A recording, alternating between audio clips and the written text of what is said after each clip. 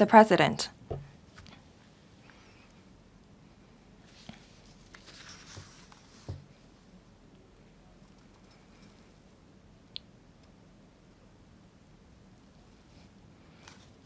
Addresses.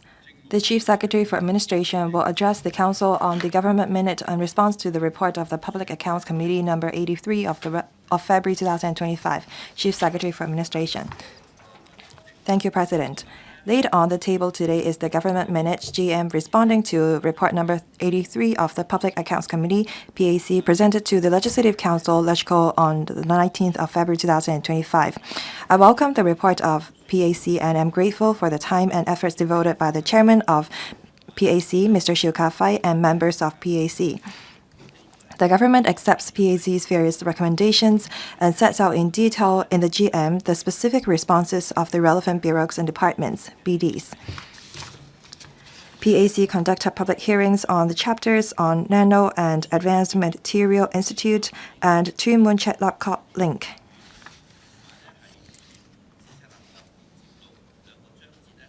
I would like to highlight the key follow-up measures taken and progress made by the government and relevant organizations in response to the recommendations. First, the Nano and Advanced Materials Institute, NAMI. Regarding project management, NAMI would set both ambitious and feasible performance targets and comprehensively consider factors such as economic environment, market demand, NAMI's technological development, business development plans, and human resources. To improve patent management, NAMI will conduct regular market demand analysis, strengthen cooperation with universities, other research institutes, and enterprises, enhance market promotion and brand building. To improve the laboratory safety management, NAMI has enhanced the inspection procedures and requirements. For any non-compliance identified, remedial actions or improvement measures must be documented by staff of NAMI in detail and submitted to Research and Development R&D Director and Chief Technology Officer for endorsement.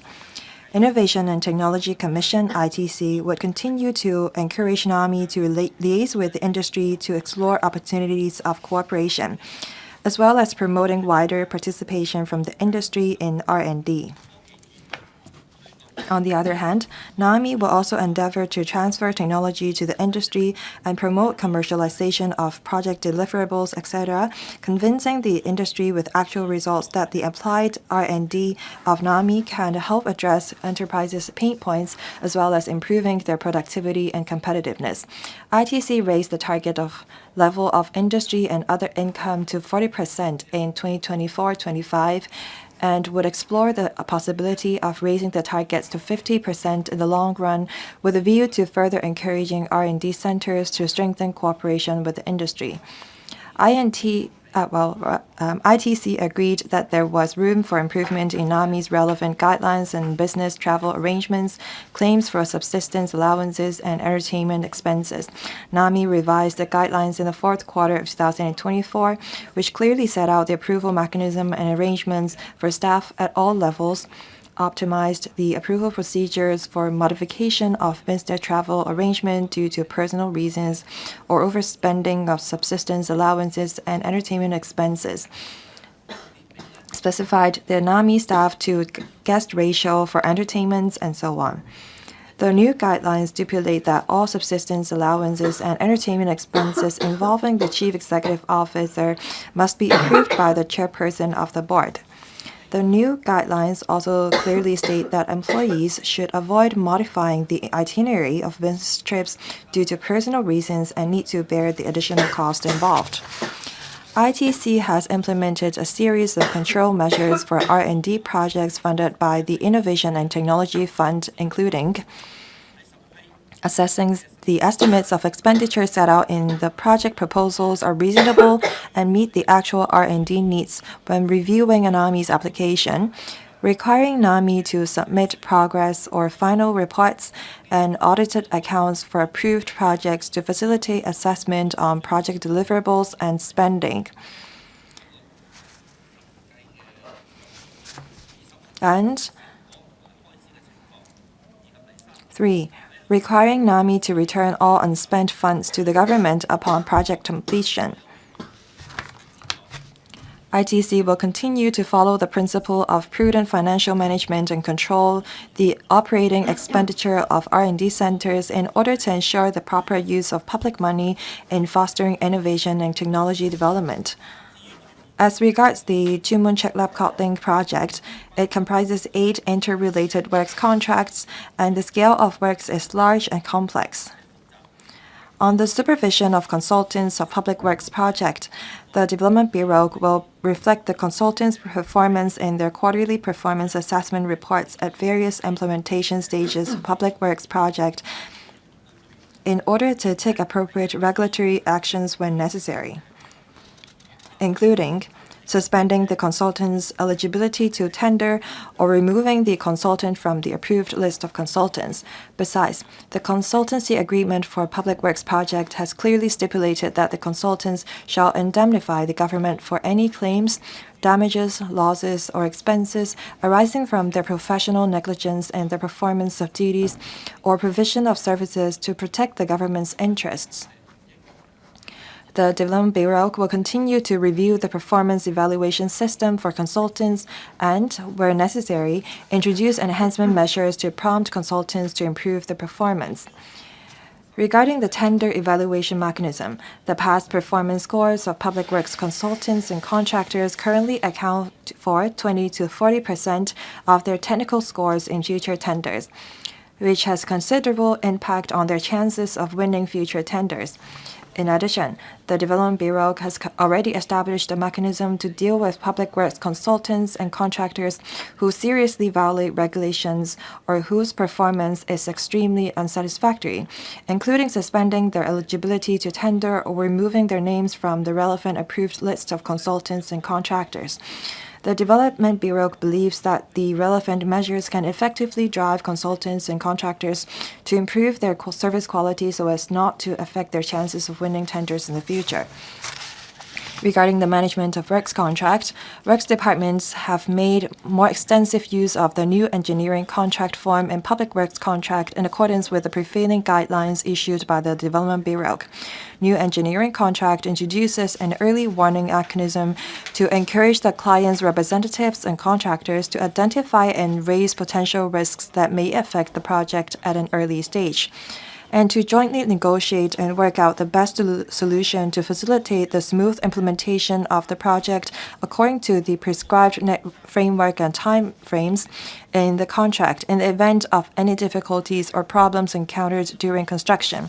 On the other hand, the Highways Department has now adopted building information modeling technology and relevant software in the early planning and design stages of the projects to enhance the accuracy of quantity surveying, and is actively exploring the use of new technologies for site investigation, such as geophysical survey technology, to better ascertain the geological conditions and estimate the associated project costs.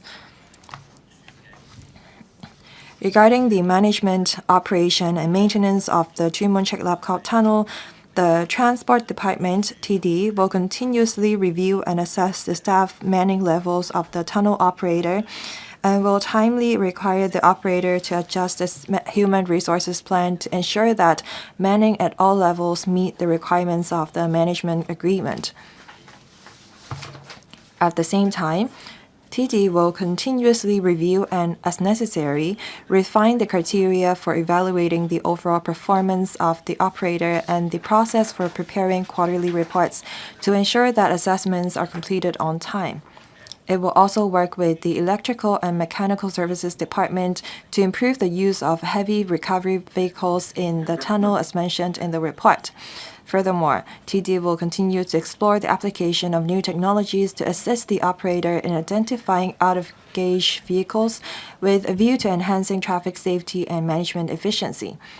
For the traffic management of Chumun Cheklap Link and the relevant road sections in Chumun, TD actively and continuously keeps under view the traffic conditions in the area and will implement appropriate and effective traffic management measures in a timely manner. We understand that the Audit Commission and the PAC are concerned that surplus in the provisions for price adjustments in some of the works contracts had to be deployed to cover additional costs incurred due to unforeseen circumstances under the Tumon Chetlap project, and have urged Works Department of the government to adhere to the resource allocation originally planned in Works project during their implementation. The Development Bureau and the Financial Services and the Treasury Bureau (FSTB) are reviewing the current mechanism for utilizing resources for public works project, including areas for optimization in contingency expenses and price adjustment provisions. The Development Bureau and FSTB also plan to strengthen the existing supervisory mechanism and regularly report to LegCo on the use of provisions for price adjustments in public works projects, so as to further ensure the proper use of resources and to enhance the transparency of resource utilization and allocation. In addition, the government has widely adopted parallel tendering arrangement to increase the accuracy of approved project estimates for public works projects. We're confident that the actual total expenditure of this project will remain within the total approved estimate of about $46.7 billion and there will be no cost overrun for the whole project. President, I'd like to thank the PAC again for its efforts and suggestions. The BG concerns will strictly adhere to their responses and implement various improvement measures as set out in the GM with full efforts. Thank you, President. Questions. Question 1, Dr. Lo Wai Kwok. President,